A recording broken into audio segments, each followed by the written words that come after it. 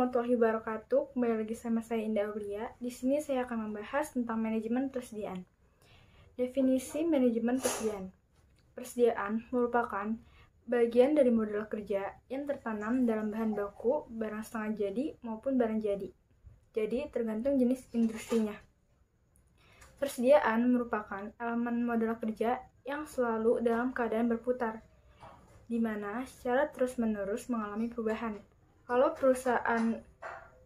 persediaan stuck, berarti perusahaan nggak jalan, sudah nggak bisa beroperasi lagi.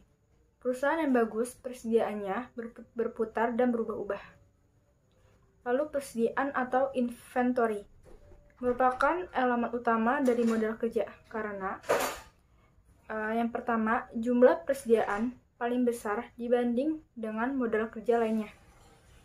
Lalu yang kedua, aktiva yang selalu dalam keadaan berputar, di mana secara terus-menerus mengalami perubahan. Yang ketiga, tingkat likuiditasnya paling rendah. Kenapa paling rendah? Karena butuh waktu yang lumayan untuk mencairkan persediaan tersebut. Apalagi sifatnya masih bahan baku, bahan mentah. Gimana mau jual bahan mentah gitu? Karena dia harus diolah dulu. Lalu ke macam persediaan. Perusahaan dagang, yaitu persediaan barang dagang. Sedangkan perusahaan industri, yaitu persediaan bahan baku, persediaan barang dalam proses, lalu persediaan barang jadi. Lalu faktor penentu besarnya persediaan. Yang pertama itu adalah lead time, lamanya masa tunggu bahan yang dipesan datang. Lalu yang kedua, frekuensi penggunaan bahan selama satu periode. Yang ketiga, jumlah dana yang tersedia. Yang keempat, daya tahan bahan persediaan. Lalu biaya persediaan optimal. Itu ada dua, biaya pesan atau ordering cost dan biaya simpan atau carrying cost. Yang pertama itu biaya pesan, biaya yang dikeluarkan dalam proses pemesanan suatu barang. Biaya pesan bersifat variabel atau berubah-ubah yang perubahannya sesuai dengan frekuensi pemesanan.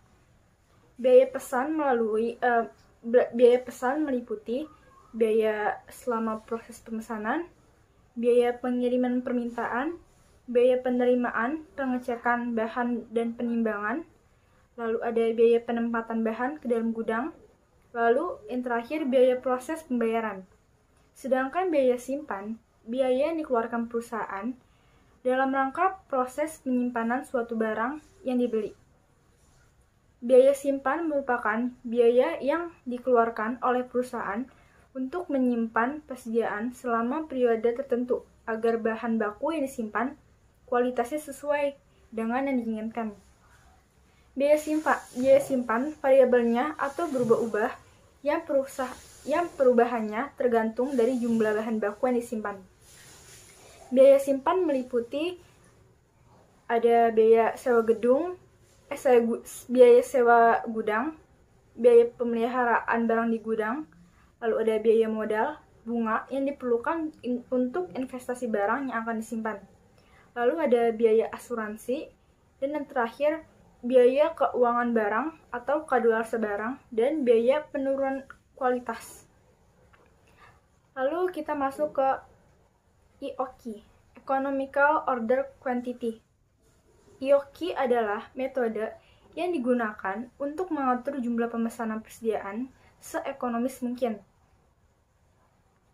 Nah, itu jumlahnya, entah itu berapa kali ordernya yang disangkut pautkan oleh EOQ. Adanya EOQ ini dapat membantu mengatasi barang yang menumpuk. Jadi jangan sampai kita ada nih barang yang menumpuk di gudang. Makanya ada metode EOQ ini. Kalau misalkan kita beli barang langsung secara sekaligus, maka perusahaan akan mendapati kendala, yaitu menumpuknya barang. Maka dari itu perlunya perhitungan EOQ. Karena kalau kita melihat barang-barang yang menumpuk, pasti akan banyak timbul permasalahan. Salah satunya adanya cost di sana. Yang namanya cost total produksi meningkat karena adanya yang menumpuk. Jadi kita harus merawat barang tersebut tersebut segala macamnya.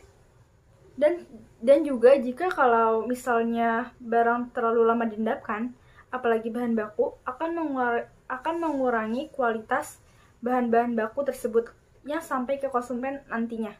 Atau jika terlalu lama, barang itu akan hilang atau rusak jika kelamaan di gudang. Rumus IOKI itu IOKI sama dengan akar 2 dikali R dikali S per P kali I. Nah, R itu jumlah dana unit yang dibutuhkan selama 1 periode atau 1 tahun. S itu biaya pemesanan setiap kali pesan. P, harga pembelian per unit yang dibayar. I, biaya penyimpanan dan pemeliharaan di gudang.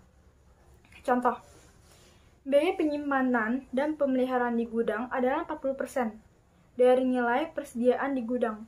Biaya pesanan adalah 15 juta setiap kali pesan.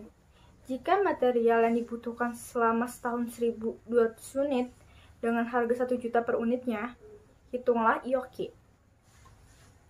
Nah, jadi IOKI sama dengan 2 dikali 1.200 dikali 15 per 1 dikali 0,40. Nah, kenapa ini 15 dan ini bawah 1? Karena 15 juta sama 1 juta, nolnya sama-sama dicoret.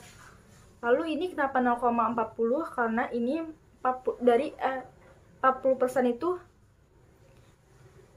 0,40. Jadi sama dengan akar 90.000 sama dengan 300 unit. Berarti dalam 1 tahun, jadi selama 1 tahun itu kita memesan 1.200. Jadi setiap kali pesan kita memesan 300 unit. Gak boleh lebih untuk mencapai, gak boleh lebih, gak boleh kurang untuk mencapai 1.200 unit. Berarti dalam setahun kita melakukan 4 kali order dengan jumlah masing-masing 300 unit. Sekian pembahasan dari saya, kurang lebihnya mohon maaf. Wassalamualaikum warahmatullahi wabarakatuh.